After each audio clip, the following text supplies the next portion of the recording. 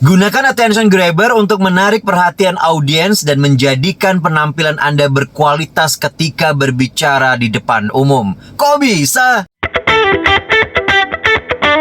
Attention grabber merupakan tools yang digunakan untuk menarik perhatian bagi seorang public speaker ketika menyampaikan pesan di hadapan audiens. Dan jenisnya pun ada banyak sekali. Di sesi sharing kali ini saya akan berbagi tentang 3 attention grabber yang ketika Anda gunakan itu akan mampu menarik perhatian dan membuat pembicaraan Anda menjadi jauh berkualitas.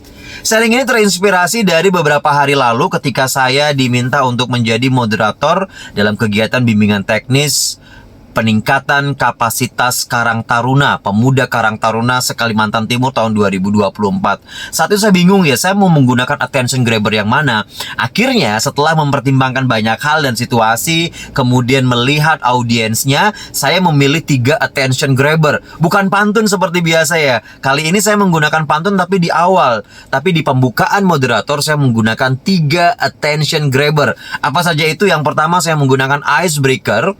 Yang kedua saya menggunakan quotation, dan yang ketiga menggunakan story. Story ini cukup jarang saya gunakan pada saat menjadi moderator, tapi kali ini saya gunakan dan dampaknya itu powerful banget. Bagaimana penggunaannya? Jadi saat itu saya sesuaikan dengan konteks. Saya menjadi moderator untuk bimbingan teknis berbicara tentang peningkatan kapasitas pemuda Karang Taruna.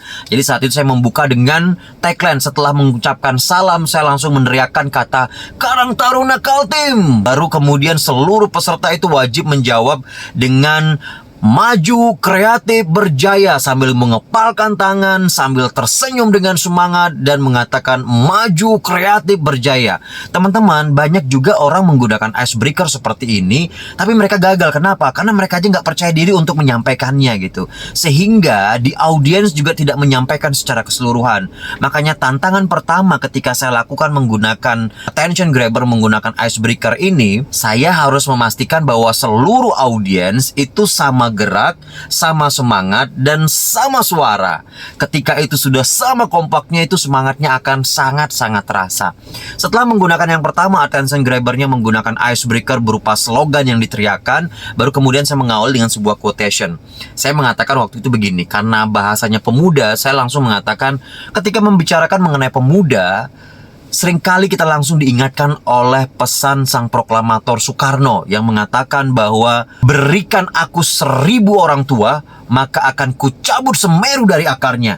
Tapi berikan aku 1 pemuda, maka akan kuguncang dunia. Kemudian saya mengatakan, sejak lama pemuda sudah menjadi pondasi terkuat bagi sebuah bangsa. Pertanyaannya, masihkah pemuda saat ini sekuat dahulu? Setelah menggunakan quotation itu, kemudian saya melanjutkan dengan sebuah kisah. Saya mengambil sebuah story tentang seorang guru bersama dengan 3 muridnya yang berangkat ke sebuah desa di pedalaman yang tidak dialiri listrik. Guru dan 3 muridnya berangkat menuju ke desa tersebut. Kemudian sampai di desa tersebut sudah sore, akhirnya malam.